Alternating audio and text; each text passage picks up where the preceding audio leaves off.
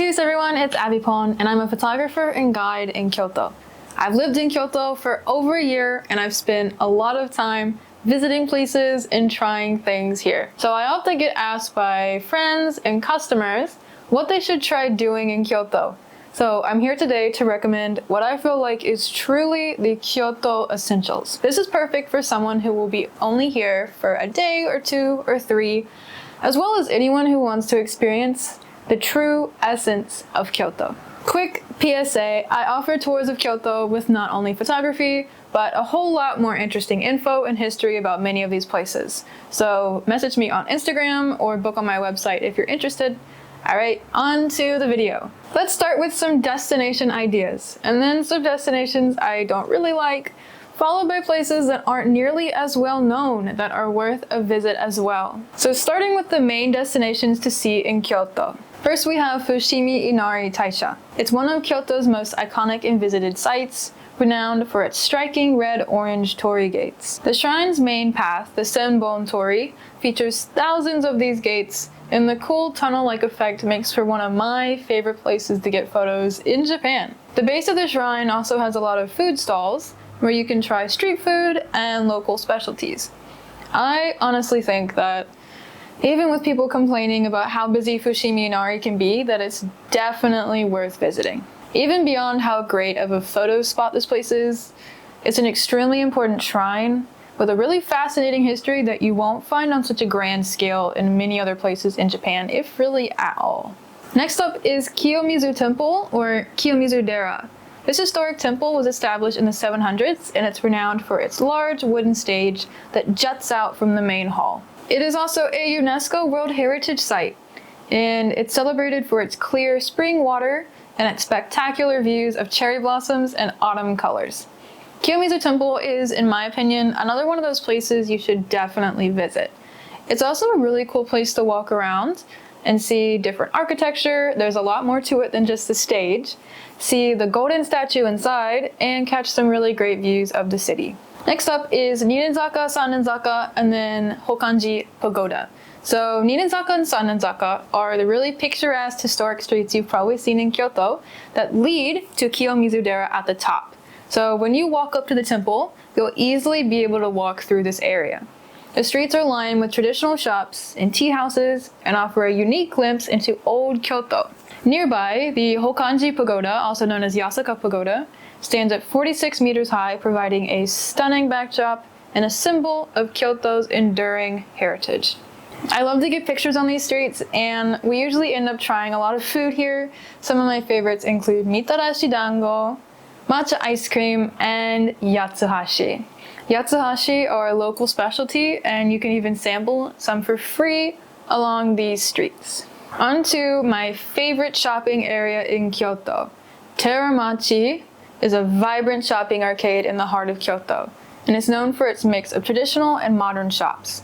From kimono boutiques and antique shops to contemporary fashion and cafes, Teramachi offers a really diverse shopping experience. It's a popular spot for locals and for tourists alike, and it even has historical temples interspersed among the stores. That's just quintessential Kyoto for you. I regularly come here, even just by myself, to enjoy walking around, window shopping, trying little snacks, and just enjoying how cool it is that I can be shopping for CDs and then just step into a centuries-old temple right next door. It's also nearby to some of my favorite stores, such as Uniqlo and Don Quixote, and these vintage clothing stores. I typically tell people that if you're looking for anything, you'll probably find it somewhere in Teramachi Shopping District. It's also a great place to go if you have a big group and you want to decide on food, but you just want to walk around and look at a bunch of stuff first. They honestly have every kind of restaurant imaginable here.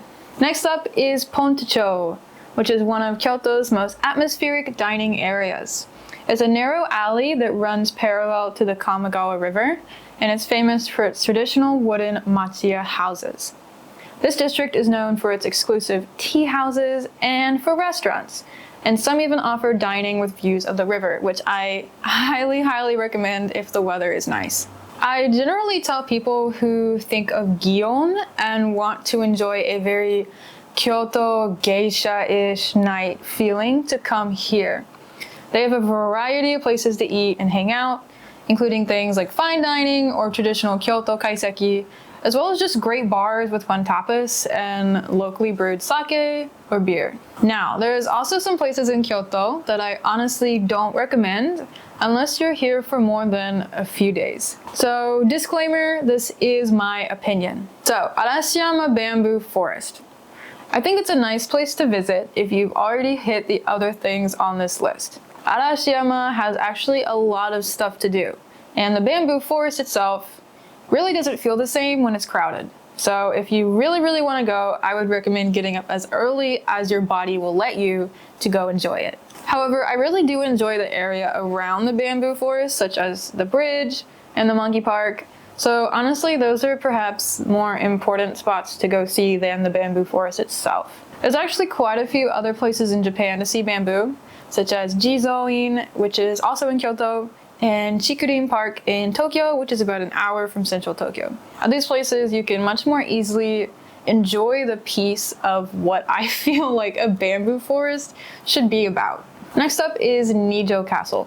So I think Nijo Castle is beautiful and extremely interesting historically, but it's not exactly the most castle-y castle in Japan. I'd recommend visiting Osaka Castle for more of a quintessential castle experience, or if you have the time, Nagoya Castle or Himeji Castle. Those two are just chef's kiss. Now, the Golden Pavilion, aka Kinkakuji. So this is a nice spot to visit, and I actually do recommend going by here if you do have some time in the day.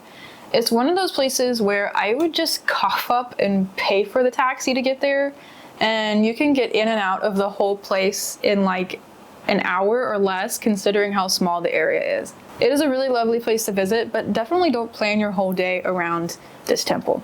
Okay, now I'm gonna recommend a few other places inside Kyoto that are worth visiting. My first is Shimogamo Shrine. This is actually my favorite shrine in Kyoto, and it's usually pretty peaceful considering it's further out of the city center. It's actually one of Kyoto's oldest Shinto shrines, and it's also a UNESCO World Heritage Site. This place is so lovely that I almost want to gatekeep it, but I love you guys, so here you go. Next, and I recently made a video about it, is Toji Temple. Toji Temple has the tallest wooden pagoda in Japan, and it's also a calmer spot with a lot of history. It also has a vibrant flea market on the 21st of each month, watch the video, and it attracts locals and tourists alike, and it's really close to Kyoto Station, which is great. Next is Kitano Tenmangu Shrine. So this shrine is dedicated to Sugawara no Michizane, who is the god of learning, making it a popular spot for students seeking academic success. Its grounds are especially beautiful during the ume season in early spring, but honestly, it is so lovely year-round, and this is another one of those places that I kind of want to keep to myself, but I hope you can enjoy the peace. Finally is Heian Shrine. So this place always gets overlooked, even though it's a huge shrine area with gorgeous gardens. It's a relatively newer shrine. It was built in 1895 to commemorate the 1100th anniversary of Kyoto's establishment as Japan's capital. That's crazy, over 1,000 years. I love the bright red buildings here, and the shrine's sprawling gardens are also amazing, especially in the summer when they have these little wind chimes. All right, so that's the end of my list for today, and I'll likely be releasing another video soon about more hidden spots in Kyoto, so please like this video if that's something that you would be interested in. As always, subscribe, and I'll see you in the next video.